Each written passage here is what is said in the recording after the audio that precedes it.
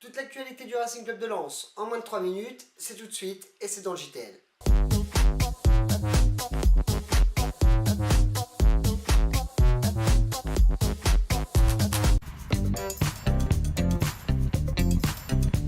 Comme l'indique l'excellent article de France TV Sport, le FC Bakou est également en proie à d'énormes difficultés du fait des problèmes économiques d'Afis Mamadov, son principal actionnaire. À l'instar du RC Lens, le club azéri est actuellement 9e et dernier du championnat d'Azerbaïdjan. Le club doit également faire face à des salaires impayés, à de nombreux départs lors de ce mercato d'hiver et joue sans équipementier depuis la perte de contrat avec la marque Kappa. Même le site internet du club n'est plus en ligne, laissant place seulement à une web TV sommaire. Bref, si Afis Mamadov et Gervais Martel se montrent rassurants sur l'avenir du RC Lens, celui du FC Bakou semble très incertain. Selon Foot Mercato, 3 clubs belges seraient intéressés par l'international mauritanien et défenseur du Racing Club de Lens, Abdoulba. En effet, Ostende, Anderlecht et le Standard de Liège garderaient un œil sur le numéro 34 lensois en vue d'un hypothétique transfert lors de ce mercato d'hiver.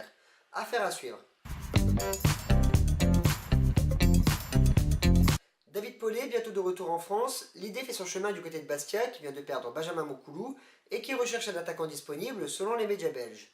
En froid avec son club de la Gantoise, l'attaquant aurait donc des pistes à Bastia, à Zulte Waregem, son ancien club, mais également au FC Groningen.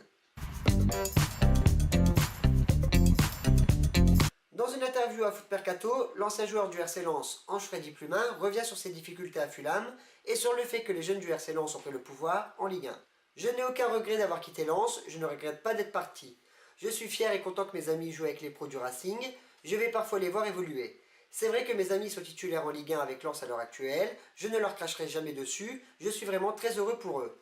C'est le club qui m'a formé, il y a eu des complications lorsque j'ai quitté le club, les gens ne savent pas ce qui s'est passé, mais voilà, c'est passé. Notre dernier joueur mystère était Abdoulaye Jan Faye et c'est Amandine D qui fut la première à le trouver, félicitations à elle. On enchaîne tout de suite avec le joueur mystère du jour, c'est parti. Pour jouer, 3 moyens, le Facebook du JTL, le compte Twitter ou les commentaires YouTube, à vous de jouer.